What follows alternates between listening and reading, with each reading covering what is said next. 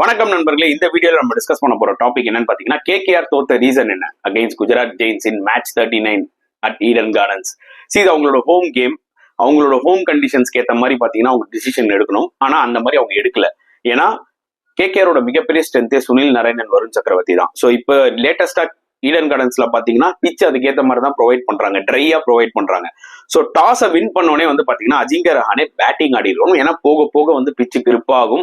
At the same time ஸ்பின்னர்ஸ்க்கும் assistance நிறைய இருக்கும். ஸோ ஹோல்ட் ஆகிற பிச்சில் வந்து ஃபர்ஸ்ட் பேட்டிங் ஆடி நீங்க ஒரு ஸ்கோரை கொடுத்துட்டீங்கன்னா கண்டிப்பா சேஸ் பண்ற டீம் ஸ்ட்ரகிள் ஆகும். அதை ஆக்சுவலா கேகேஆர் பண்ணல. ரஹானே டாஸை வின் பண்ணி எப்போ போலிங் எடுத்தாரோ அப்பவே அவங்க வந்து பாத்தீங்கன்னா பாதி மேட்ச் தோத்துட்டாங்க.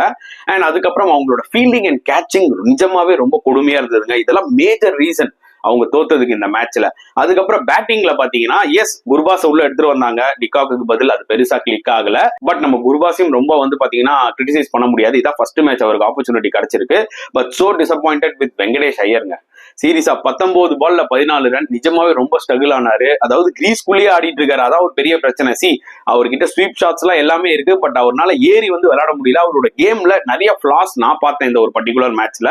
அண்ட் ரிங்கு சிங்கும் வந்து பாத்தீங்கன்னா அந்த பழைய ரிங்கு சிங் எங்க பான்ற மாதிரி தோணுச்சு. இதெல்லாம் விட ஒரு மிகப்பெரிய பிளண்டர் என்ன தெரியுமா, இந்த டீம்ல ஒரே ஒரு பிளேயர் தான் நல்லா விளையாடுறாரு, அதாவது அவங்க டீமோட கேப்டன் அஜிங்க ரஹானே. அதுக்கப்புறம் எந்த பிளேயர் நல்லா விளையாடினார் இந்த சீசன்ல? அங்கரீஷ் ரகுவன்ஷி. அந்த பிளேயரை 7 விக்கெட் போனதுக்கு அப்புறம் வந்து இறக்குறாருங்க. அவர் வந்து 10 பால் 26 ரன் அடிச்சுட்டு போறாரு. உன்னோட சீசன்ல எந்த 2 பிளேயர் நல்லா விளையாடினாங்களோ அவங்களுக்கு தான் நீங்க முன்னாடி ஆப்பர்ச்சுனிட்டி கொடுக்கணும். ஆனா அங்கரீஷ் ரகுவன்சியை நீங்க வந்து பாத்தீங்கன்னா கீழே இறக்கிட்டு மத்த பேட்ஸ்மேன் எல்லாம் முன்னாடி இறக்குனது வந்து பாத்தீங்கன்னா நிஜமாவே இது அன்அக்செப்டபிள்ங்க. இந்த கேகேஆர் டீமை பார்க்கும்போது எனக்கு என்ன தோணுதுன்னா, they are short of confidence, அது வேற விஷயம். ஆனா நிஜமாவே அவங்களோட டாக்டிக்கல் டிசிஷன்ஸ் எல்லாம் எல்லாமே ரொம்ப பிளண்டரா இருக்குன்னு தான் நான் கண்டிப்பா சொல்லுவேன். கண்டிப்பா இதுக்கு responsibility Ajinkya Rahane as a கேப்டனாவும் சரி, சந்திரகாந்த் பண்டிட் as a கோச்சாவும் சரி எடுத்துதான் ஆகணும். ஏன்னா எப்படி அவங்களால வந்து பாத்தீங்கன்னா இந்த மாதிரி சில டிசிஷன்ஸ் பண்ண முடியுதுன்னு தெரியல. ஏன்னா டாஸ்லயே அவங்க தோத்துட்டாங்க. அதுக்கப்புறம் உங்களோட பெஸ்ட் பிளேயர் ரஹானேக்கு அப்புறம் ரகுவன்ஷி, அவர் எப்படிங்க நீங்க 7க்கு மேல அனுப்ப முடியும்?